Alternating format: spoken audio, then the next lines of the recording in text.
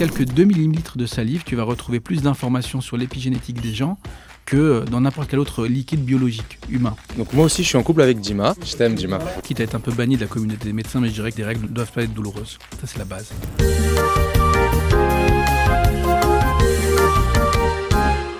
Bienvenue sur Docs en Blues, ta dose d'info médicale, sans filtre et sans coup de blues.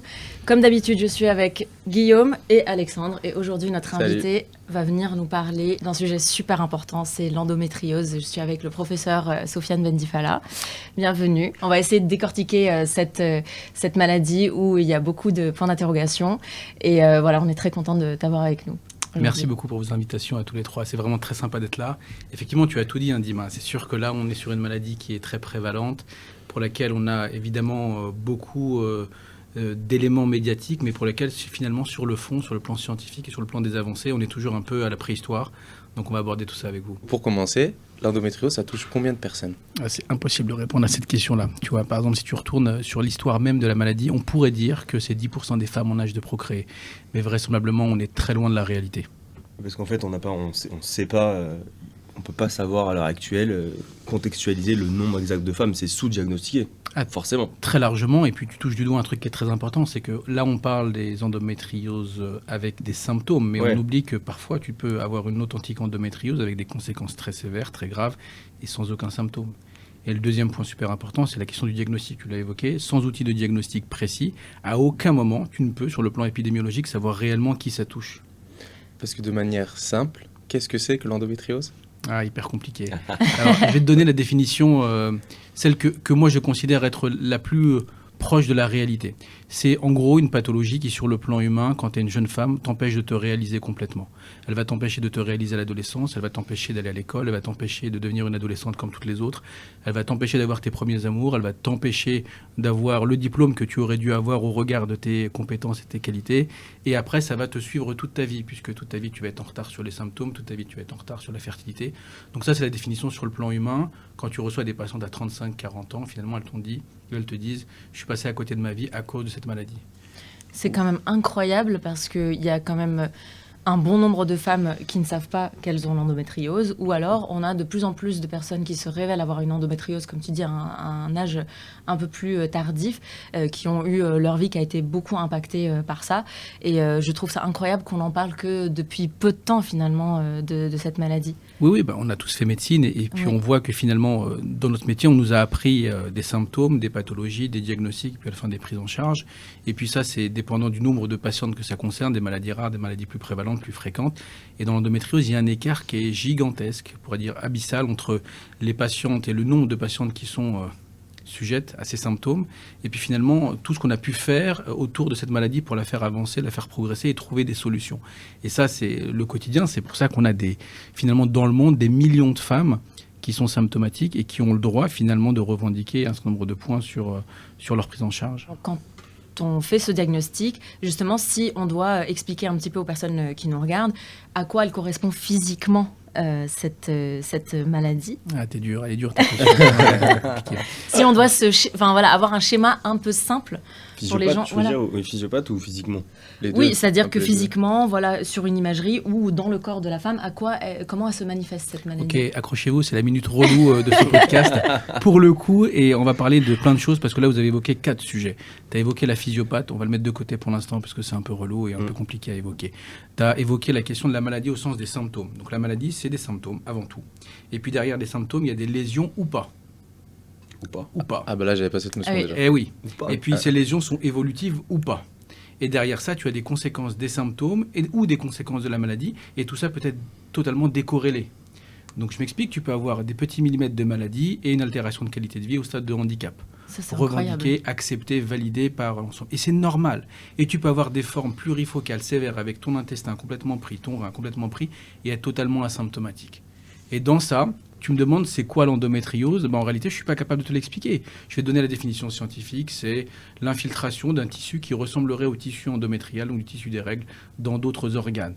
au niveau de l'intestin, au niveau des ovaires, au niveau des trompes, au niveau du rein, etc. etc. Ça, c'est la définition. Donc pour ceux qui ne connaissent pas, c'est du tissu d'utérus, en gros, qui vient se retrouver un petit peu partout sur des organes au niveau de l'abdomen ou ailleurs. Mais... Exactement. Et là, du coup, tu fais intervenir la physiopathe. Parce que du coup, en fait, ce tissu endométrial, on sait qu'il est dépendant des hormones, on sait qu'il est dépendant de l'environnement, on sait qu'il est dépendant de plein d'autres facteurs qui vont venir influencer son développement ou sa régression.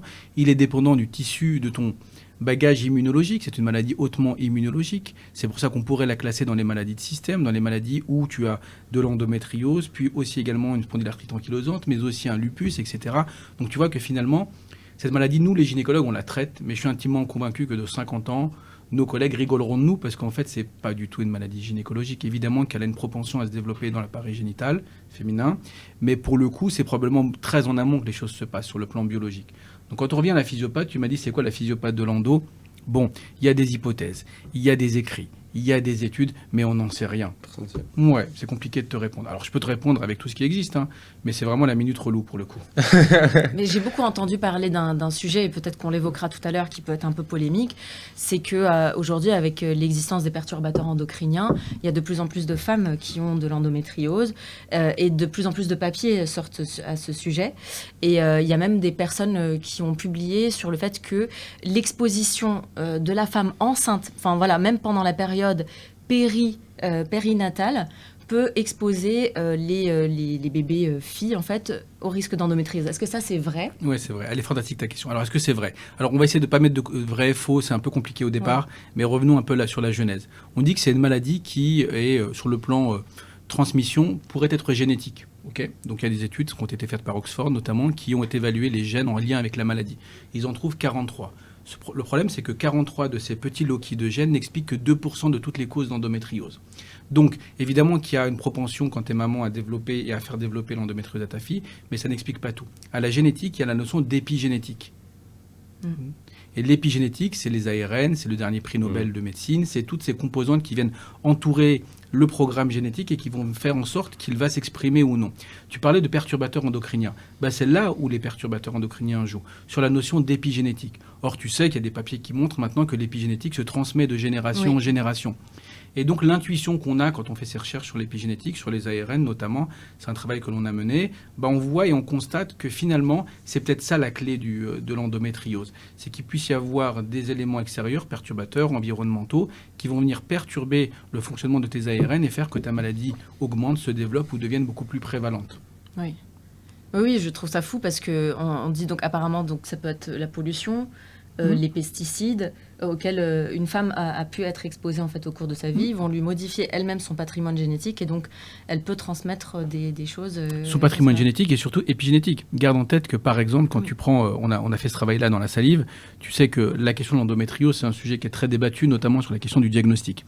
Et donc il y a la question du diagnostic sur le plan des symptômes, on l'a évoqué, sur le plan de la physiopathe, et il y a la question du diagnostic sur le plan des petits ARN, ces petites molécules qui jouent dans l'expression de ton gène. Et dans ça, on constate que ces petits ARN ont un rôle fondamental à jouer.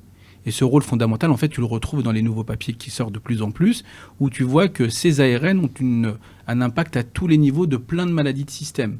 Dans les maladies neurodégénératives, dans des pathologies inflammatoires, dans des pathologies auto-immunes, pour lesquelles on a l'impression aussi que sur le plan épidémiologique, l'environnement va venir perturber et augmenter le nombre de cas. Alors certains te diront oui, mais on les diagnostique mieux, donc c'est normal qu'on en ait plus. Et d'autres te diront, non, en fait, on observe qu'il y a des vrais problèmes de santé publique. Et le meilleur exemple, c'est le cancer en réalité. On n'a jamais eu autant de cancers chez les cas jeunes.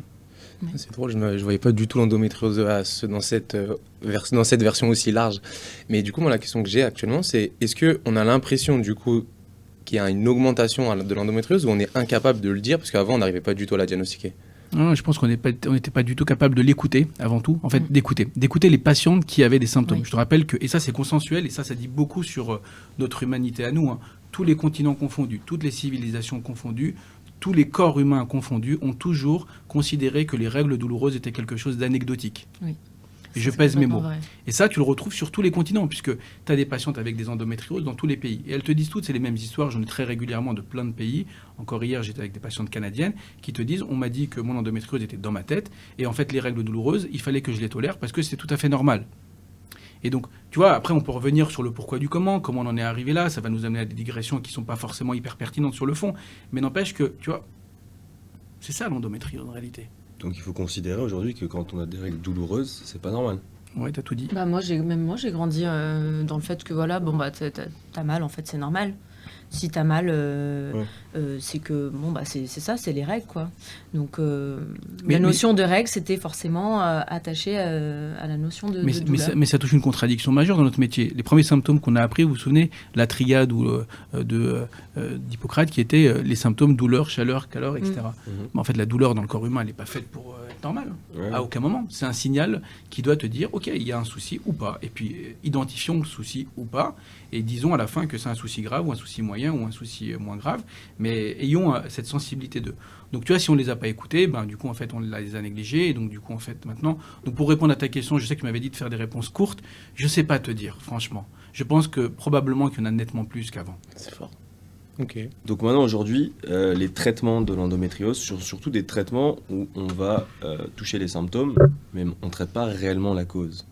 Maintenant pour ces femmes qui vont être diagnostiquées, est-ce qu'il y a un espoir de traiter directement cette cause? Est-ce que ça pourra guérir?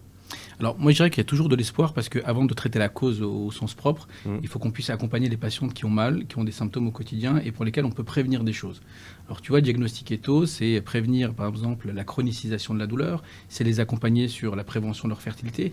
Et déjà si nous en tant que société, en tant que médecins, en tant que système de santé, on est déjà capable de faire ça, je peux te dire qu'on aura fait mieux que la génération d'avant, tu vois. Et donc ça demande aucun effort. Ça demande juste simplement de se dire, on prend en charge la maladie, on accompagne les patientes, on les écoute, on les diagnostique.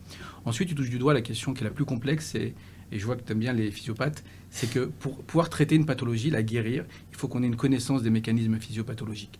Or, les mécanismes physiopathologiques de l'endométriose, c'est les mêmes que ceux du cancer. Tu retrouves l'immunité, le rôle des hormones, la néangiogénèse, l'inflammation, plein de mécanismes qui sont tous les uns plus que les autres aussi complexes et pour lesquels on n'a aucune idée concrètement de quel est le vrai target sur le fond.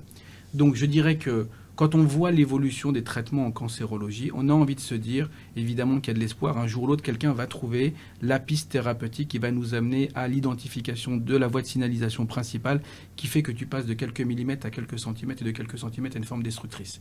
Et ça, j'y crois fondamentalement. Je ne peux pas imaginer que dans les 50 prochaines années, personne ne mette le doigt dessus, ne serait-ce que par hasard. La sérendipité en médecine, ça a quand même fait ça a rendu pas mal de services sur le sujet de j'ai trouvé la cible. Et il y a des études actuellement en cours qui sont en cours de développement. Après, perds pas de vue que c'est pas parce que tu vas bloquer la maladie qu'à la fin tu auras moins d'effets secondaires du traitement que la maladie elle-même. Et donc là, c'est un autre sujet. N'oublie pas que c'est une pathologie bénigne. Donc moi, je suis toujours très optimiste sur le sujet. Je crois vraiment que des médecins de ta génération, de ma génération, trouveront une solution. Et ça, j'en suis intimement convaincu. Bon, on espère. Oui, on espère complètement. En attendant, est-ce que, quand même, pour celles qui souffrent d'endométriose, on a quand même quelques pistes qui vont les rassurer? Parce que c'est vrai qu'aujourd'hui, une femme qui est diagnostiquée endométriose, je pense qu'il y en a plein qui sont un petit peu en stress parce que, déjà, la maladie, elle n'est pas encore complètement connue par tout un tas de médecins. Et puis, en plus, la prise en charge, elle n'est pas bien codifiée. Mais est-ce que, une fois qu'on nous fait notre diagnostic d'endométriose, est-ce qu'on peut se dire, j'ai quand même de l'espoir de pouvoir calmer un peu la maladie ou de m'en sortir un petit peu au quotidien? Pour moi, il y a deux choses qui feront que les prochaines générations de jeunes femmes françaises auront une meilleure qualité de vie que leurs mamans. En consultation, je vois des mamans amener leurs filles et chez qui on diagnostique une endométriose. Et en fait, on inverse la tendance, c'est-à-dire qu'on s'occupe de la fille et quand on interroge la maman, on retrouve des signes d'endométriose, adénomiose. Et donc ça, du coup, c'est nouveau parce que quand tu réinterroges les mamans, elles te disent « moi, à cette époque-là, j'allais pas chez le gynéco ». Première tendance. Alors, est-ce que c'est lié à un phénomène de société? Est-ce que c'est lié au fait que maintenant qu'on a une stratégie, maintenant qu'on a des outils de diagnostic, on y va un petit peu plus vite et plus fort? Donc ça, pour moi, c'est un vrai élément positif. Et puis, ne perds pas de vue que aussi, notre rôle, là, concrètement, avec les outils qu'on a, c'est de prévenir les conséquences de la maladie. Et on peut le faire. Il y a largement ce qu'il faut. Diagnostiquons-les tôt, prévenons les conséquences sur l'infertilité, évitons la chronicisation de la douleur, travaillons sur l'insertion de ces patientes dans le milieu scolaire, dans le milieu professionnel, et puis essayons de faire tout ça de façon assez sur l'ensemble du territoire, parce qu'il y a des territoires en France où un petit peu plus négligés, et si on fait déjà ça, on fera mieux que la génération précédente, et on aura rendu des services. Après, le traitement curatif, je suis optimiste, mais ça va encore demander du temps.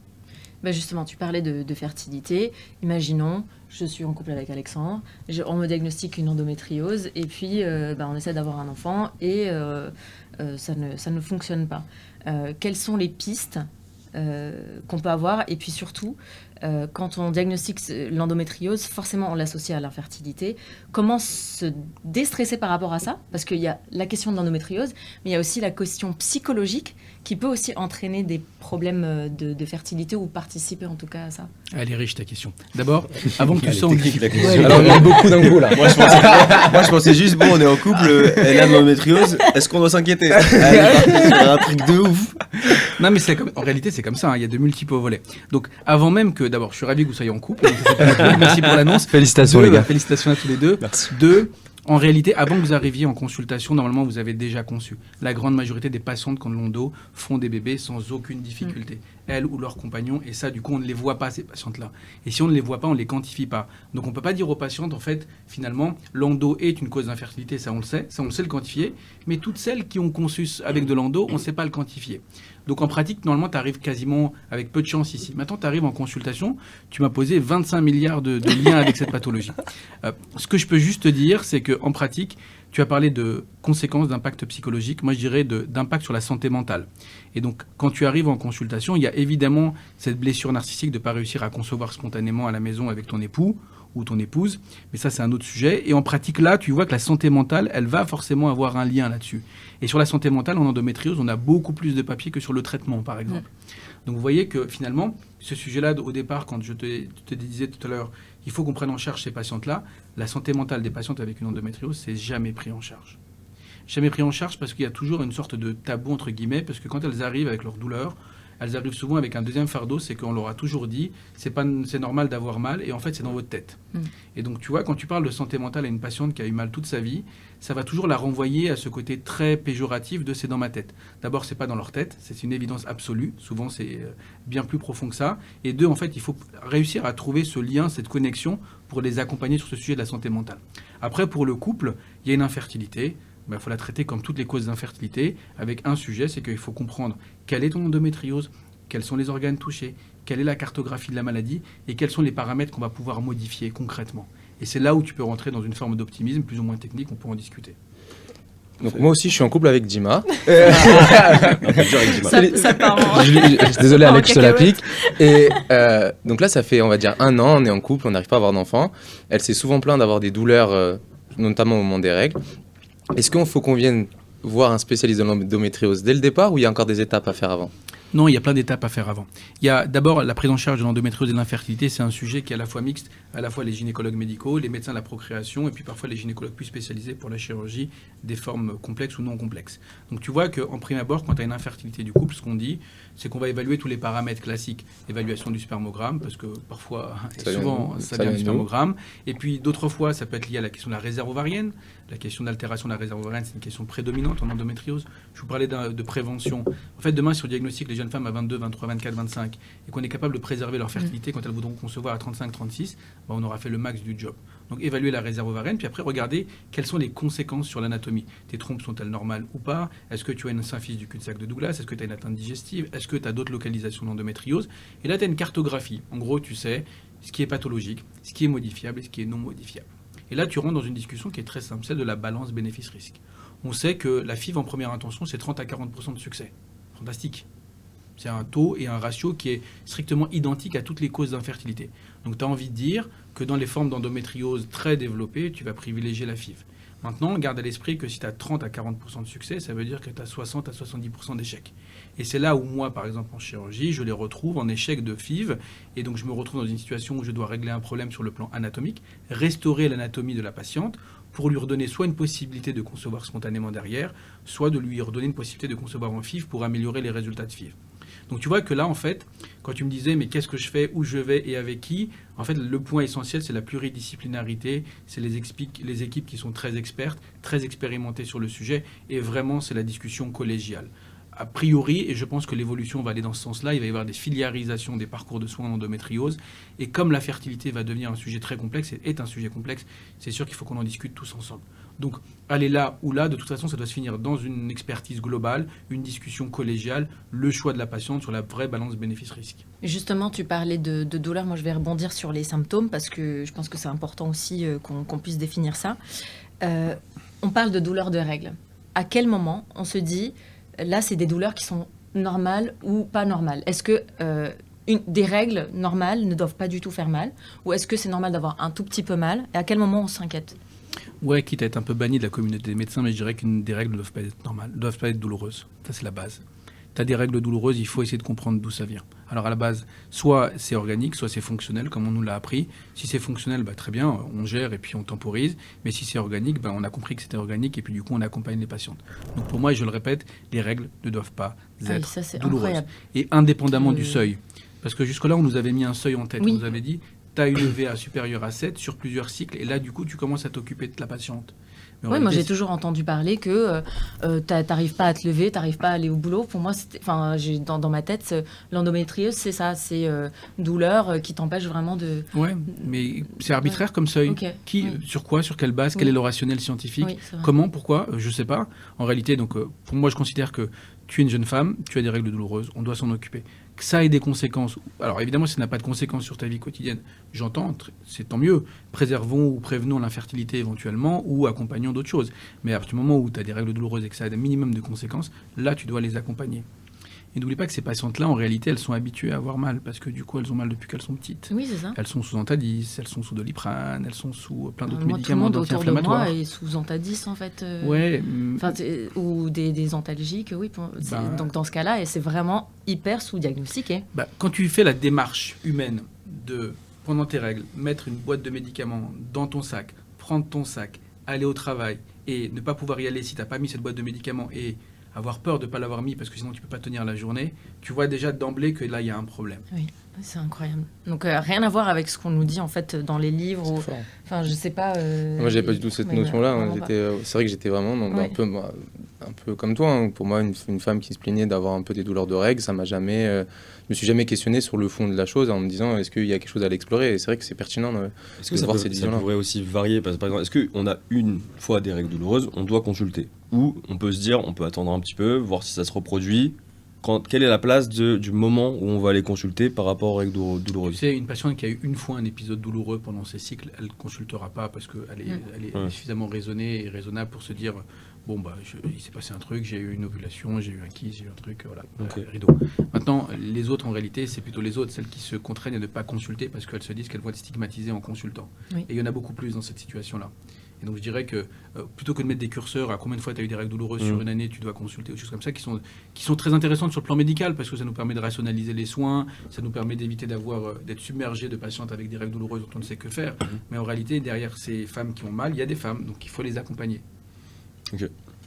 Et tu as des patientes qui arrivent en consultation, qui ont un peu honte, qui ont été jugées par exemple au travail parce qu'elles ont dû s'absenter à cause de douleurs ou même dans la vie de tous les jours, la vie personnelle. Écoutez, tu te souviens au départ, tu m'as demandé la définition de l'endométriose, je t'avais dit que ça empêchait de se réaliser. Et le deuxième point, c'est hyper stigmatisant. Oui. C'est stigmatisant dans l'entourage parce que finalement, quand tu as 12 ans, 13 ans, 14 ans, que tu as tout le monde qui va à Disney et que toi, en fait, tu restes à la maison parce que tu as tes règles, en fait, ta famille, elle t'en veut, que tu le veuilles ou que tu le veuilles pas, en fait, tu leur as gâché la journée. Donc, tu vois, et ça, c'est tous les mois. Donc, déjà, tu vois que tu grandis dans une espèce d'environnement un peu difficile, même si ta famille, elle t'aime, mais elle te voit souffrir. Et puis, à l'âge adulte, ça va être le collège, ça va être le lycée, ça va être les amis, ça va être les copains, les copines. Et donc, à toutes les étapes là où on ne les a pas accompagnés, où on n'a pas fait de la pédagogie, de la sensibilisation, c'est sûr que restaurer la confiance en elles, c'est quand même un sujet difficile. Hein. En santé mentale, quand tu vois, il y a un cercle vicieux qui s'appelle le catastrophisme en endométriose, qui est la situation ultime où tu as totalement perdu confiance en toi, tu n'as plus d'estime de toi, tu es totalement dans une situation de niveau de stress hyper élevé, d'anxiété hyper élevée. Et chacun de tes cycles va être associé à chacun de ces paramètres-là. Alors au départ, c'est des cycles, mais après, tu as une chronicisation de la douleur. Tu sors de la période cycle et c'est tout le mois, dans les formes les plus extrêmes. Et là, va aider quelqu'un qui est dans cette situation-là complexe. Ouais.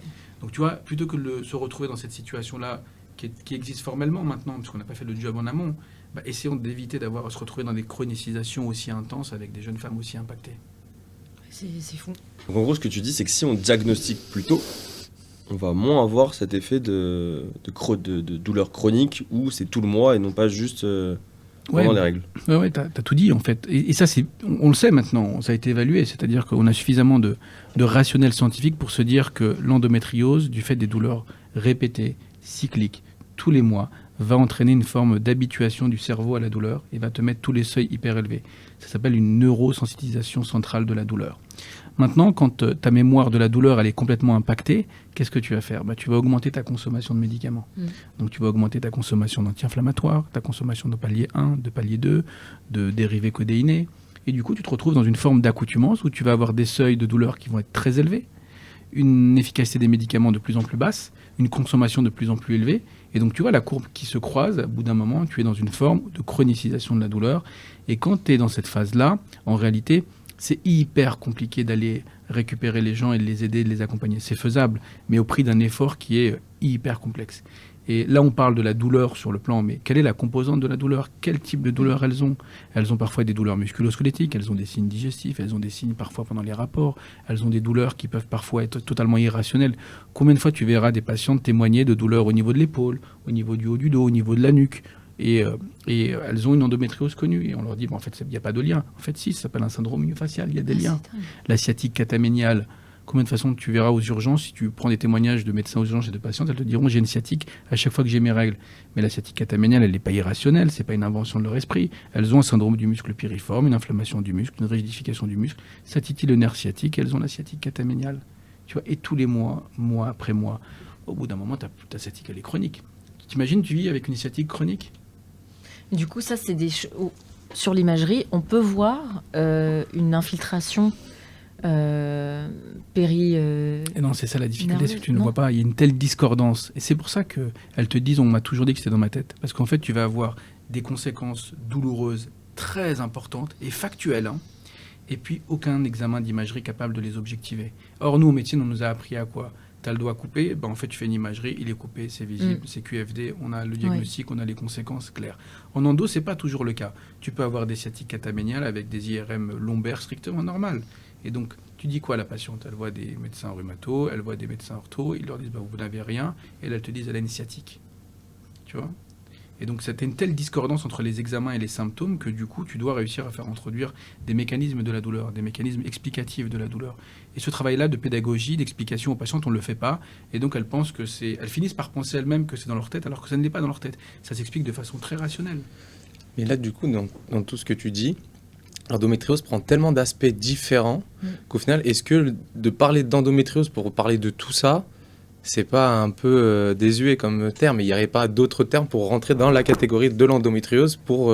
C'est une maladie simulatrice, hein. Un peu comme la syphilis. Ça va dans tous les sens, que du coup, c'est impressionnant. Ce qu'il faut se dire, c'est que gardons à l'esprit que c'est des patientes qui souffrent et que du coup, en fait, quand on utilise le terme générique endométriose, on est très loin de représenter leur vie.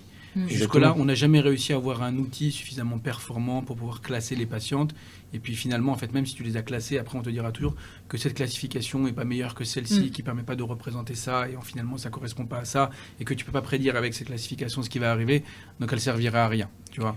Donc oui, évidemment qu'elle a de multiples formes et de multiples points d'entrée. T'en as qui rentrent en infertilité, t'en as qui rentrent avec des échecs de cure de hernie discale, finalement devant des sciatiques cataméniales et on finit par retrouver. T'en as certaines qui arrivent avec des reins muets, avec des dilatations des cavités piélo-calicielles. Tu vois, t'as des personnes qui arrivent en sténose digestive avec des occlusions organiques opérées en urgence parce que t'as été en occlusion. Donc ça, c'est des formes extrêmes que je te dessine là. Mais n'empêche que sur le fond, elles existent, même si elles sont plus ou moins rares par rapport au reste, elles existent. Ouais, et donc, justement, on parle de diagnostic. Quels sont aujourd'hui les outils diagnostiques qui sont intéressants dans l'endométriose à partir du moment où on a des symptômes évocateurs? Comment un médecin va pouvoir orienter vers tel ou tel examen? Quels sont les examens intéressants à faire? Je dirais que le premier élément du diagnostic, c'est l'écoute des patientes. Oui. Quand tu les écoutes, tu as déjà compris les symptômes. Tu as évalué les conséquences sur leur vie quotidienne, leur vie personnelle, leur vie sexuelle, leur vie sur leur santé mentale. Tu as du coup l'impact, le vrai. Et donc ça, c'est quand même assez important parce que ça te permet de mettre ton curseur à toi d'accompagnement des patientes. Et puis après, tu as les explications, l'origine des douleurs. Donc du coup, tu peux réussir à jouer sur un certain nombre d'aspects de la douleur. Je ne dis pas que tu peux tout faire ça en une seule consultation dans un rendez-vous classique, mais disons que c'est un travail que tu peux entamer. Et à partir de là, il y a des recommandations, il y a une feuille de route, il y a globalement les recommandations françaises, les recommandations européennes. Elles te disent toutes que l'écoute, l'examen clinique sont des éléments importants. Le deuxième élément, c'est de pouvoir éventuellement faire une échographie, une IRM. Voilà en première intention ce qu'il faut imaginer faire. Alors, en échographie, par exemple, on m'a dit que parfois, il y a des patientes qui ont vraiment une endométriose, mais selon le médecin qui va pratiquer l'échographie, c'est pareil, c'est comme pour toute échographie. Spécificité. C'est pas toujours diagnostiqué. Alors, aussi. Avant d'incriminer nos médecins et nos collègues radiologues, mettons la cause sur les pathologies, sur la maladie. La maladie, je vous l'ai dit, qu'elle est parfois millimétrique. Ça s'appelle des formes superficielles.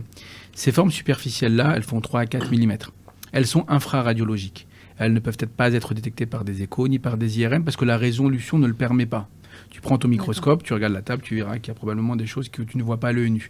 La notion de résolution est fondamentale. Or, ces formes millimétriques représentent 70 à 80% des formes d'endométriose. Donc tu as des patientes qui souffrent, ça c'est factuel. Tu as des examens d'imagerie qui n'ont pas la résolution nécessaire pour le diagnostiquer, quelle que soit la compétence du radiologue. D'accord. Même les plus experts, j'en connais plein, te disent, nous, les formes millimétriques, c'est pas notre sujet. On ne peut pas le voir avec nos outils. Et donc, tu as des femmes qui souffrent, des examens qui ne peuvent pas voir les choses, et donc, à la fin, pas de résultat de diagnostic. D'où 7 à 10 ans d'errance dans tous les pays du monde. Constat. Voilà. C'est comme ça depuis maintenant 30 ans. Donc la question du diagnostic est devenue un vrai sujet de santé publique, un vrai sujet en endométriose, jusqu'à la question de la résolution qu'on a travaillé avec les ARN salivaires, et notamment le test salivaire, qui lui permet d'aller sur une autre forme de paradigme. Jusque-là, le diagnostic était humain, symptômes, radiologique parfois, pour les formes les plus complexes, factuelles. Et puis quand on n'arrivait pas à avoir de diagnostic, on s'est posé la question, comme en cancérologie, est-ce qu'on ne peut pas aller identifier sur le plan de la biologie moléculaire la maladie ? D'autres l'ont fait en cancérologie. Donc on s'y est attelé dans l'endométriose et notamment dans la salive, pour son caractère non invasif et très instructif et très intéressant. C'est vertigineux la salive, ce qu'on y trouve. Alors justement, est-ce que tu peux nous expliquer le concept de... Quand on a fait nos études de médecine, on nous a appris à prescrire des prises de sang, des LCR, des analyses d'urine, mais qui nous a appris à prescrire des analyses salivaires ? Personne. Parce que c'est un fluide qui a totalement été négligé depuis ces 40 dernières années. Or, dans quelques 2 millilitres de salive, tu vas retrouver plus d'informations sur l'épigénétique des gens que dans n'importe quel autre liquide biologique humain. Et donc, là, on est à un croisement de notre évolution de métier où tu comprends bien qu'on a de la biologie moléculaire, on a des analyses et des séquenceurs de très haut débit, ça s'appelle la nouvelle génération de séquenceurs, on n'est plus sur la RTQ-PCR comme avant, et tu as de l'intelligence artificielle, on y est. Et donc tu vois qu'on a beaucoup de données avec des outils agnostiques, c'est-à-dire non pas imprégnés de notre a priori à nous, qui sont capables de traiter des centaines de millions d'informations. Donc tu arrives à l'identification d'une signature de diagnostic. Et demain, on arrivera à l'identification de la forme biologique moléculaire de la maladie, et ainsi de suite. C'est ça l'avenir. Comme il l'a été fait en cancérologie. Il y a 20 ans, un cancer de l'endomètre, c'était de l'histologie. Maintenant, le cancer de l'endomètre, c'est de la biologie moléculaire. C'est vrai. Et donc, du coup, c'est inéluctable. Et donc, on voit bien que notre métier de médecin va devenir assez rapidement un métier d'ingénierie, puisque assez rapidement, on va avoir de plus en plus à utiliser des outils de nouvelles technologies qui vont nous faciliter la tâche. Et donc, c'est finalement, dans le cadre de l'endométriose, très factuel. C'est un des premiers exemples dans le monde où on a un test salivaire qui a été validé avec une précision diagnostique supérieure aux examens d'imagerie qui résout la question de la discordance. J'ai mal, mon imagerie est normale, le test donne un diagnostic. Il ne s'agit pas de le faire à toute la population, il s'agit de le faire dans les formes les plus complexes. Donc maintenant, tu le fais à 20 ans, tu as un diagnostic. Donc à partir du moment où tu as un diagnostic, on revient à ce qu'on disait au départ. Tu vas prévenir la neurosensibilisation. Elle arrivera donc plus à ta consultation à 34 ans, mais elle arrivera à 22 ans. Tu auras un diagnostic et là, tu commences le travail de fond. Et ça, on n'a aucune idée de ce que ça va donner, mais on peut faire l'hypothèse que si on accompagne les gens, on fera beaucoup mieux que ce qu'on a déjà fait jusque-là. Et en facteur pronostic, parce que vu qu'on n'a pas de réellement le traitement en soi de la cause, et qu'on traite vraiment ce côté, on va traiter la douleur très tôt, ça va permettre d'améliorer. Est-ce qu'on a quelque chose d'autre que l'âge du diagnostic ou on ne sait pas? Non, on ne sait pas. Et puis, qu'est-ce que tu veux prédire? Qu'est-ce que tu veux pronostiquer? La victoire du PSG ou celle de l'Inter de Milan ce soir? Non, mais qu'il fasse inframillimétrique, comment et quels petits indices on pourrait avoir sur le fait que ça va passer à une forme... Très bon. Là, elle est bonne, la question, je suis d'accord. C'est dur. C'est ce qu'on disait au départ, c'est que la personne qui mettra le doigt, ou l'équipe, ou l'humain, ou autre, qui mettra, ou la machine qui mettra le doigt sur comment est-ce qu'on passe de quelques millimètres à quelques centimètres, on a gagné. Oui. Et donc, du coup, tu reviens à l'idée de départ, c'est que maintenant, les diagnostics à quelques millimètres, Donc du coup, il n'y a plus qu'à mettre le doigt sur le moment où ça passe de quelques millimètres à quelques centimètres. L'anomalie épigénétique ou l'anomalie moléculaire qui fait que tu passes de 1 à 10, comme en cancérologie, tu vois. Et là, on pourra rentrer. L'endométriose, pour faire simple, c'est un peu comme le cancer, hein. D'accord ? C'est pas la même maladie, mais les mécanismes qui la sous-tendent sont les mêmes. Donc tu vois que dans ton raisonnement, tu as dit, trouvons la clé, celle qui fait qu'on arrive à déterminer le moment où tu passes de quelques millimètres à quelques centimètres. Ouais, exactement. L'avenir. Je trouve ça incroyable, l'évolution de la technologie justement au service de la médecine. C'est ce que tu as décrit avec le test salivaire, c'est vraiment incroyable. Ça donne beaucoup Est-ce que c'est sensible ce test salivaire ? Ouais, qu'est-ce qui s'appelle sensible, qu'est-ce qui s'appelle spécifique ? Pour quelle maladie, pour quelle sensible, prévalence ? je dirais au moins 60%. Ouais, t'es à plus de 95% de sensibilité et spécificité. Ah oui, c'est fort. Ah oui. Oui. Ah oui, il est très fort. Ah oui, d'accord. Ah oui, ça... Oui, il n'était pas dans un test salivaire Covid, là. Hein. Ah oui. Ah bah, les PCR Covid, elles sont complètement non, t'es pas- moins sensibles. Ah oui, c'est excellent comme test. Ben, écoute, tu es dans de la biologie moléculaire qui te fait un séquençage de l'ensemble de tes ARN. Donc rends-toi compte, je pense que tu as fait un M2 comme quasiment nous tous, ou comme tout le monde maintenant, qui était quasiment obligé de faire du M2. Et donc quand tu fais, avant on faisait de la RTQ-PCR, on allait chercher ARN par ARN. Tu vois, petite étoile par petite étoile. Donc un test salivaire, c'est une constellation, donc c'est une combinaison d'étoiles qui te permet de dessiner ta constellation, celle que tu préfères. Et donc c'est ça qui te donne un diagnostic aussi précis. Sympa. C'est beau. Et moi, je voulais revenir à la qualité de vie, parce qu'à un moment, on a un peu dérivé. Imaginons que moi, je suis toujours en couple avec Jima, et que, du coup, je vais être un bon mari pour elle et l'accompagner dans cette maladie. Du coup, que je vais avoir du mal à comprendre, parce que les médecins ont eux aussi du mal à la comprendre. C'est comment, est-ce que toi, dans les patientes que tu as vues, il y a des attitudes ou des postures à adopter pour bien les accompagner et qu'elles ne se sentent pas délaissées dans leur maladie, qu'elles se sentent comprises ? Ouais, c'est rare qu'on aborde ce sujet-là. C'est une bonne... Et j'aime bien ta question parce que, d'abord, il y a un substrat scientifique à ta question. C'est-à-dire qu'il y a des études qui ont été faites sur les patientes, leurs conséquences sur la santé mentale, mais aussi sur le couple, mais aussi sur le partenaire. Et donc, tu retrouves des mêmes niveaux de stress ou d'anxiété. Alors, évidemment, pas les mêmes parce que tu ressens pas la douleur, mais en fait, quand tu vois la personne que tu aimes le plus, a priori que tu aimes le plus, qui souffre tous les mois, en fait, à la fin, tu appréhendes la notion des règles. Tu as quasiment aussi mal qu'elle. Donc, il y a un vrai impact sur le couple et il y a un vrai impact sur le partenaire. Après, ça, à ma connaissance, dans le monde, je n'ai pas encore rencontré d'équipe qui a accompagné de façon très spécifique ce sujet-là, de façon très massive, au point qu'on puisse se dire, voilà, l'attitude à avoir pour la patiente, c'est ça, et l'attitude pour le couple, c'est ça, et l'attitude pour... On le fait à l'échelle individuelle, mais de là avoir le secret pour accompagner tous les couples dans cette situation, on ne l'a pas encore. Et justement, j'ai une question. Est-ce que quand les femmes consultent, elles consultent la plupart du temps seules ou est-ce qu'elles sont souvent avec leur partenaire ? Et comment se comportent justement les hommes, après, peuvent aussi être avec des partenaires femmes, mais comment sont prises en compte en fait les douleurs de ces femmes J'ai tout eu. Tu as d'abord la jeune patiente adolescente qui est avec son papa. Oui. Okay. Parce que le papa a la garde, parce que le papa est très investi. Et donc dans ce cas-là, tu vois, il est complètement démuni parce que c'est pas son sujet, les règles. Donc les règles douloureuses, tu t'imagines, il est complètement perdu. Lui, ce qu'il voit, c'est qu'il a cette jeune fille avec lui et qui souffre au quotidien. Et donc généralement, ils sont terrorisés, les papas. Voilà. Tu as la même version avec les mamans, qui elles sont plutôt dans une attitude malheureusement de culpabilisation, qui nous renvoie, tu sais, à la composante génétique. La pomme qui tombe pas trop loin du pommier. Elles se savent douloureuses elles-mêmes et elles voient que leur fille, elle souffre. Et donc elle se dit, en fait, moi, j'ai rien dit, je suis resté toute ma vie avec mes règles douloureuses, mais je peux pas faire la même attitude avec ma fille. Parce que 2025, c'était pas 1980. Oui. Et donc, tu vois, elles sont dans une attitude souvent de culpabilisation et donc elles cherchent à tout prix une solution. Quitte à parfois pousser très loin, tu vois, la recherche de la solution. Ça a été très valable en chirurgie où, pendant longtemps, ça a été fait des chirurgies diagnostiques chez des jeunes filles adolescentes pour avoir une information sur le diagnostic, tu vois. Donc, t'imagines à quel point tu peux aller loin pour essayer de comprendre. Et puis après, tu as le couple, c'est-à-dire que la patiente qui vient, elle peut venir seule. Alors, tu as les patientes qui sont seules, tu as les patientes qui sont en couple. Et après, tout dépend du sujet du couple. Souvent, le sujet du couple, c'est soit la conception. Donc, le partenaire est là parce que, du coup, il est partie prenante de la conception. Soit c'est un sujet un petit peu plus, pas anecdotique, mais il vient parce que, du coup, ce qui prédomine, c'est les dyspareunies. c'est les douleurs pendant les rapports. Oui. Et donc, du coup, là, souvent, tu as les couples de 22, 23, 24, 25 ans qui ont ce sujet-là à adresser. Et c'est là où on voit souvent les partenaires intervenir dans la discussion. Donc, tu vois, selon les périodes d'âge, et puis après, la dernière partie, c'est le 42, 43, 45, 50, où tu as eu tes enfants, tu as fondé ta famille. Et donc là, le sujet, c'est que tu es dans la phase où tu as les dérèglements hormonaux, tu as les saignements abondants. Et donc là, tu as de nouveau une forme de recrudescence des symptômes. Et là, le couple, en fait, il veut dire stop, quoi. Il dit, toute ma vie, on a vécu avec cette maladie-là. Là, il faut que ça s'arrête. Bon, moi, je vais te parler un peu des traitements. Oui. Parce qu'aujourd'hui, on parle beaucoup de la pilule. Et moi, j'ai plein de copines, du coup, qui ont l'endométriose. On leur a filé cette pilule, on leur a dit, c'est le traitement miracle. Tu n'auras plus tes règles, donc tu n'auras plus d'endométriose. Maintenant, cette pilule, elle a parfois beaucoup de conséquences. Beaucoup de gynécos ne préviennent pas de ces conséquences-là. Aujourd'hui, quelle est la place de cette pilule et quand est-ce qu'il faut la donner ? Elle est dure ta question. On revient toujours à la même chose. Dans la question de l'endométriose, on est toujours dans un équilibre précaire qui est la balance bénéfice-risque. Bénéfice et effet secondaire.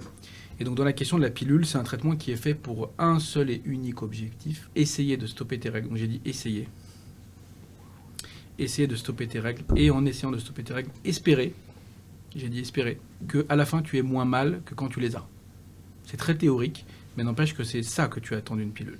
Et tu n'attends pas d'une pilule qu'elle puisse faire régresser la maladie, ou freiner son évolution, ou éventuellement prévenir quoi que ce soit.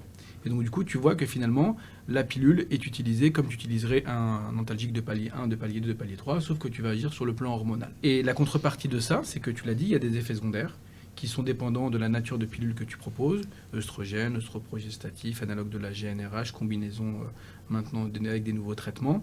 Et donc tu vois que finalement, parfois tu les améliores, mais avec des tonnes d'effets secondaires qui sont supérieurs à la maladie elle-même.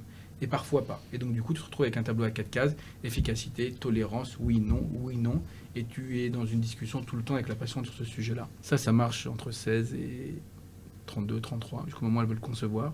Et ça marche entre 42 et 43. Après 42, 43, souvent les patientes, et à juste titre, et je suis convaincu qu'elles ont raison, elles ne veulent plus d'exposition aux hormones. Parce que même si on a toutes les publications scientifiques pour les rassurer, même si on a tout le rationnel pour leur dire c'est pas grave de vous mettre une pilule entre 40 et 50 ans, elles anticipent le 50-60, elles anticipent le 60-70. Et elles te disent moi je veux pas prendre d'hormones maintenant. Donc évidemment que c'est un sujet compliqué et du coup il faut le prendre comme c'est-à-dire être capable d'être très franc avec les patientes, leur dire qu'on espère ça, on attend ça et peut-être qu'en contrepartie on aura ça et si c'est pas bon, on changera et donc t'as pas de traitement miracle. Donc on est vraiment au cas par cas à chaque fois. En fait c'est une alliance entre une prise en charge de la douleur et cette pilule. On peut tenter d'abord une prise en charge de la douleur rapide, efficace, sans forcément aller directement vers cette pilule. Alors moi j'ai un biais, c'est que je vois souvent des patientes qui sont en errance et qui sont en échec de tout avant. Donc je te dirais que dans ma pratique à moi, je suis plutôt dans une forme un petit peu plus de... je dois être efficace, mais en même temps je dois tenir compte de tout ce qui n'a pas été avant. Quand elles arrivent à ma consultation, elles ont déjà tenté 8 pilules. Alors on a la chance, en France on en a 256. Donc tu vois, ça me laisse de la marge. Mais en même temps, tu as parlé d'alliance thérapeutique, ça c'est un terme qui est fondamental. Et il y a un autre terme qui est hyper important, c'est la relation médecin-malade. Et donc, tu as des patientes qui ont perdu confiance en elles, qui ont perdu leur confiance dans le système de soins parce qu'on n'a pas été capable de les accompagner, qui ont perdu confiance dans leur gynéco, ça arrive parfois, et du coup, qui n'ont pas confiance dans les médicaments.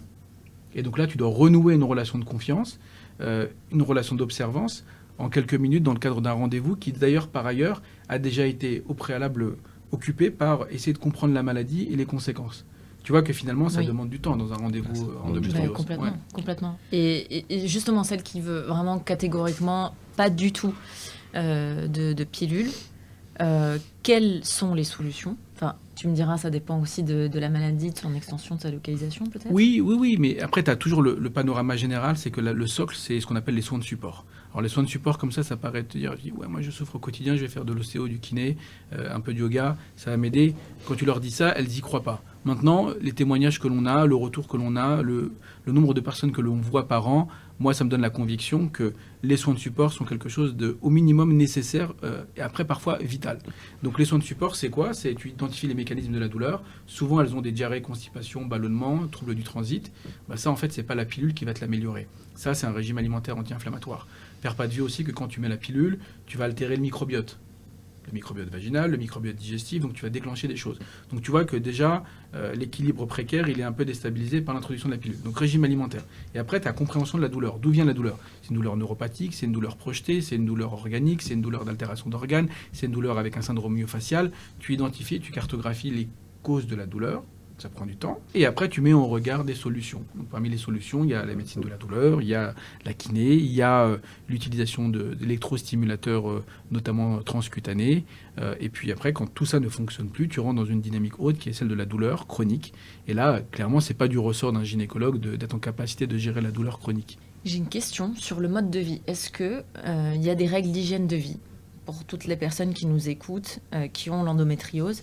Est-ce que tu penses qu'il y a des choses dans le mode de vie, tu parlais d'alimentation anti-inflammatoire, mais voilà, qu'est-ce qui dans l'hygiène de vie peut aider dans l'endométriose? Et est-ce que tu penses qu'il y a des choses qui peuvent inverser un tout petit peu cette inflammation qu'on peut avoir avec l'endométriose grâce à un changement dans le mode de vie? Alors, moi, ce que je vois, c'est que ça dépend dans quelle période de vie tu es par rapport à la maladie. Donc, je vois des patients de tout âge, et ce que je constate, c'est que vraiment le 18-25 ans, il est charnière. Il est charnière parce que là, en fait, si tu introduis un mode de vie anti-inflammatoire, si tu as une activité physique, alors ce que je dis là, il n'y a pas de preuve scientifique, donc oui. On pourrait me dire, ouais, mais en fait, un charlatan de la médecine intégrative dans l'endométriose. Je rapporte ce que les patientes nous rapportent, ok? Et sur ce sujet-là, certaines qui ont réussi à faire les efforts, à réussir à tenir les efforts, elles te disent, ça a un peu amélioré ma vie. Ça n'a pas changé radicalement ma vie, ça a un peu amélioré ma vie. Et puis après, tu as les patientes que tu vois beaucoup plus tard, celles où la maladie est déjà très installée sur le plan de la chronicisation de la douleur, où là, c'est beaucoup plus complexe de revenir un peu en arrière. Et donc, la difficulté que j'ai, moi, au quotidien, c'est de trouver l'équilibre entre est-ce que c'est une patiente que l'on doit opérer? Est-ce qu'il y a une indication chirurgicale? Est-ce que justement, il faut fuir l'indication chirurgicale parce que ça va altérer sa qualité de vie? Et essayons toujours de mettre en place les soins de support dont on est à la préhistoire, en réalité. Il y a juste une autre partie rapide, parce que toi, tu es chirurgien à la base, donc on sait qu'il y a une place dans le traitement de l'endométriose qui est la chirurgie. Est-ce que il y a beaucoup de femmes qui finissent par se faire opérer aujourd'hui, ou ça reste quand même un cas rare? Alors, la chirurgie, de toute façon, ce qu'il faut avoir à l'esprit, c'est que ça doit rester anecdotique dans le cadre de l'endométriose. Okay. D'accord. Et si on se prend un peu de perspective, si on faisait ce même podcast dans 20 ans, dans 30 ans, dans 40 ans, ils diront, en fait, ils ont arrêté la chirurgie et c'était fini parce qu'on a trouvé un super médicament qui freine la maladie et qui n'a pas d'effet secondaire. Et on en rêve tous. Donc du coup, on sera au chômage, mais on fera d'autres choses. Mais avant ça, ce qu'il faut avoir à l'esprit, c'est que ces patientes qui arrivent à la chirurgie, au stade de prendre la décision d'aller se faire opérer d'une pathologie bénigne, c'est qu'au quotidien, leur vie est horrible. Et qu'avant d'arriver au stade de la chirurgie, tu as essayé toutes les méthodes classiques d'accompagnement de la douleur. Donc la réponse, il y en a, et il y en a de très nombreuses. La question, c'est qu'il ne faut pas tomber dans l'effet inverse, c'est-à-dire de faire la chirurgie à tout va pour chacune des patientes qui consulteraient avec des échecs de traitement, parce qu'il y en a aussi beaucoup. Donc tu vois la fenêtre de j'ai mal, je suis en échec de traitement, je pense que la chirurgie va radicalement changer ma vie. Non, il faut réussir à bien pondérer le bénéfice attendu. Il y a deux éléments qui sont hyper importants en chirurgie. Il y a je suis obligé de me faire opérer. J'ai une atteinte sténosante digestive, pas le choix. J'ai une atteinte compressive urétérale, pas le choix. J'ai une atteinte ovarienne de 15 cm, pas le choix. J'ai de multiples antécédents infectieux en rapport avec des hydrosalpinx, pas le choix. Okay. C'est rideau, là tu es. J'ai une infertilité du couple, j'ai un hydrosalpinx, pas le choix. Je suis contraint. Okay. Donc là tu peux rien faire, ni toi ni moi. L'histoire, elle est réglée, obligé. Après, tu as les cas où c'est discutable. Et les cas où c'est discutable, c'est quand je suis infertile. Des fois, c'est la FIV, des fois, c'est la chire. Quand j'ai mal, essayer de retarder au maximum. Donc, le mouvement qui s'est amplifié sur les 10 dernières années, c'est que la génération qui m'a formé a beaucoup opéré des patientes entre 20 et 35 ans. Et on est arrivé à la conclusion qu'en faisant ça, ce n'était pas forcément ce qui était le mieux pour elles. Parce qu'on induisait des infertilités néfastes, notamment en opérant les ovaires. On réduisait leurs chances de fertilité. Et donc, du coup, le mouvement, là, c'est d'essayer de temporiser, de faire une intervention une seule fois dans la vie. Et ça, c'est maintenant à peu près permis, notamment par l'introduction de nouveaux médicaments qui vont essayer de permettre de retarder le maximum l'utilisation de la chirurgie. Donc, j'ai envie de dire que je rêverais d'un monde dans lequel j'ai plus besoin d'opérer l'endométriose, mais on n'y est pas encore. Du coup, aujourd'hui, j'ai 25 ans, je suis une femme, j'ai de l'endométriose. Est-ce qu'il y a des gens vers qui je peux me tourner? Est-ce qu'il y a des associations, des femmes qui sont ensemble et se battent ensemble contre cette maladie? Oui, carrément. En fait, quand tu regardes un petit peu ce qui s'est passé sur les 20 dernières années, les personnes qui ont le plus fait avancer la cause des patientes avec des endométrioses, c'est les associations de patientes. Ah ouais. Donc là, tu en as plusieurs en France. Tu dois avoir Endomind, tu as Endo-France. Tu as aussi une fondation recherche endométriose. Donc tu vois plein de composantes où tu as des sites internet, où tu as des interlocuteurs privilégiés de gens qui, a priori, ont la même pathologie que toi et qui peuvent t'écouter, t'accompagner, t'orienter et éventuellement t'aider à trouver le bon interlocuteur par rapport à la situation qui est la tienne. Donc ça, pour moi, tu vois, c'est vraiment des points importants. Et puis derrière ça, il y a tout un dispositif qui a été mis en place avec la stratégie nationale de lutte contre l'endométriose qu'on appelle des filières. Dorénavant, si tu regardes dans ta région, tu tapes filière endométriose, tu es en Bourgogne-Franche-Comté, tu vas tomber sur la filière Bourgogne-Franche-Comté endométriose. Et donc là, tu as une porte à laquelle tu peux te taper et dire « Ok, j'ai une endométriose, j'ai des symptômes, s'il vous plaît, aidez-moi, donnez-moi le bon parcours. » Et c'est ça l'avenir en réalité. Et en fait, tu vois que ce qu'on a fait en France là, ça a été très peu fait dans le monde en réalité. Donc là, on est à peu près, on peut dire cocorico, on est à peu près pionnier sur le sujet, mais il faut aller au bout de ce sujet-là. C'est-à-dire être capable de faire toute la filière de soins, du diagnostic jusqu'à l'accompagnement des formes les plus complexes, du diagnostic jusqu'à l'accompagnement de la prévention, du diagnostic jusqu'à l'accompagnement des chirurgies, etc., etc. Un peu comme le diabète. Un peu comme le diabète, mais il faut faire plus que le diabète. Plus que le diabète. Désolé, je suis pas diabétologue. Bah écoute, c'était trop bien. Et donc là, pour finir, j'aurais bien fait une troisième partie où on va faire un petit jeu. Tu vas nous poser 5 questions en mode vrai ou faux. Et nous, chacun de notre côté, j'ai ramené des ardoises. Ok. Et on va pouvoir répondre en direct. Allez, go. Je vais encore devoir vous éteindre. Hein. Alors, tu peux poser les questions que tu veux. Ok. Écoutez, j'ai un kyste de l'ovaire et ça peut donner un cancer de l'ovaire. J'ai un kyste endométriosique à 25 ans et un jour ça peut devenir un cancer, docteur. Est-ce que c'est vrai ou c'est faux? En plus, c'est facile de tricher parce qu'en fait, quand t'écris, t'as 4 lettres versus 5 lettres. Ouais, vrai, faux. Ah, et bien la réalité, c'est que c'est un peu entre les deux, les amis. Donc en fait, tu vois pas le rapport avec un mécanisme moi, je me cancéreux. dis l'inflammation chronique, Bah, peut-être. si, l'inflammation chronique, ça provoque. Mais c'est pas le kyste en lui-même. Bah, C'est le kyste. T'as dit un kyste endométriosique Ouais. qui peut donner un cancer. Exactement. Bah, en tant que tel, je pense que c'est faux parce que c'est pas le Ouais, kyste de qui l'endométriose qui devient donne un un cancer, ouais. mais l'inflammation qui est procréée, etc. et tout, et qui peut entraîner un mécanisme de modification C'est un cancer secondaire, alors, c'est pas lui. métaplasique autour. Ok, Non. la vraie réponse, c'est un peu entre les deux. L'épidémie, elle dit quoi? Elle dit que quand tu as une endométriose et tu peux faire des kystes ovariens et donc tu as une prévalence, tu as un niveau de risque supérieur d'avoir un cancer de l'ovaire. Ok. Donc quand tu as de l'endométriose, tu as un risque supérieur d'avoir un cancer de l'ovaire. Maintenant, il faut rassurer les gens. Ce n'est pas parce que tu as l'endométriose que tu vas faire un cancer de l'ovaire. Ça marche. Et dans les causes de kystes, dans les causes de cancer, c'est souvent l'ovaire. Et donc, du coup, le lien, c'est les fameuses transformations biologiques que tu as au sein d'un ovaire, les différentes transformations que tu as dans le temps, qui vont à un moment ou l'autre déclencher des mécanismes qui vont lancer vers la transformation et donc, du coup, la biologie moléculaire et ce qu'on disait au départ. Super intéressant. Sympa. Deuxième question. Mes rapports sexuels sont douloureux et c'est à cause d'une endométriose du vagin. Il y a des adénomioses. Donc j'ai des douleurs pendant les rapports et docteur, j'ai une endométriose au niveau du vagin. Faux. Moi, je dirais faux. Moi, je mets vrai. Vrai, faux. Ok. C'est toujours pareil, c'est un peu entre les deux. J'ai failli Ça va, ça va. mettre un vrai faux. Non, c'est vrai et faux en même temps. Alors, qu'est-ce qui est vrai? Tu peux avoir des douleurs pendant les rapports, pendant l'endométriose. Et souvent, c'est un des symptômes les plus prévalents. Souvent, des dyspareunies profondes qui sont en lien, exactement, qui sont en lien avec les douleurs de localisation profonde de l'endométriose dans une zone qu'on appelle les ligaments hétérosacrés. Tu peux aussi avoir des dyspareunies d'intromission à l'entrée dans le vagin, qui elles sont liées à des contractures musculaires et le fameux syndrome myofacial dont on parlait au départ. Donc tu vois là, du coup, ça commence un peu à se mélanger. Et le dernier point, tu peux avoir de l'endométriose au niveau du vagin. Et donc, du coup, ça peut être la cause comme ne pas être la cause. Donc, vous voyez que finalement, l'endométriose peut être à la fois différemment localisée, mais aussi l'être localisée dans le vagin, ça arrive parfois. Avec le même symptôme. Avec En ou donnant pas le un- même symptôme, exactement. Dingue. Et c'est pour ça que ces patientes qui ont ces symptômes-là, il faut essayer d'identifier la vraie cause du symptôme. Ok. Est-ce que c'est une localisation anatomique? Est-ce que c'est une douleur de contracture? Ou est-ce que c'est une douleur anatomique parce que tu as une atteinte vaginale? Et comment Ah, tu fais c'est- ça? Tu vaginal? Tu examines les patientes avec leur consentement et puis après les avoir informées que malheureusement ou heureusement, en touchant cette zone-là, tu vas redéclencher des douleurs. Ça, c'est un point qui est important parce que la douleur, en fait, elle est à vif. Hein. Quand tu as une lésion d'endométriose dans le vagin, c'est comme si tu avais une lésion à vif. Et donc ça, c'est extrêmement douloureux.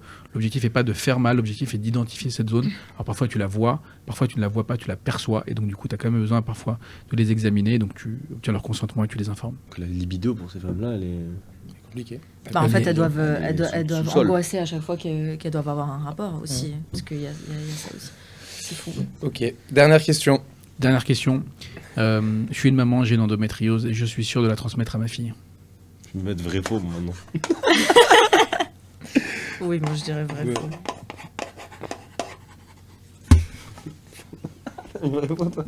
C'est très bon. C'est un peu entre les deux. Probablement, C'est probablement faux. C'est probablement faux, mais c'est quand même un peu vrai. Parce que quand tu regardes les histoires de ces patientes et de leur famille, tu retrouves quand même très souvent des patientes qui ont eu des mamans douloureuses. Et donc là, tu le vois parce que les gens vivent un petit peu plus longtemps. Donc là, maintenant, tu as les 22-23 qui vient avec sa maman 45-50, qui a encore sa maman en vie. Et donc, quand tu les interroges et tu vois les trois, ça m'est arrivé récemment, bah, tu vois que les trois ont eu des règles douloureuses. Et donc, la première n'a pas été diagnostiquée, la seconde n'a pas été diagnostiquée, la troisième va être diagnostiquée. Et donc là, du coup, c'est hyper satisfaisant parce qu'on se dit que quand même, il y a des choses qui évoluent. Pas assez vite, mais il y a des choses qui évoluent. On finit sur une belle note, du coup. Ouais, vrai faux. Merci beaucoup, en tout cas, c'était incroyable. C'était super Moi, ça intéressant. m'a complètement Ouais. ouvert Très fort. la vision que j'avais sur l'endométriose. Merci à vous. J'avais vraiment que des petites notions en réalité. Ouais. Moi, j'avais quelques notions avec papa quand même qui en voit beaucoup. Et maîtrise. Hein. Maîtrise pas mal le côté fertilité, du coup. C'est un pionnier, ouais. Je l'ai beaucoup vu tout le temps. En tout cas, merci beaucoup et c'était Doc sans Blues.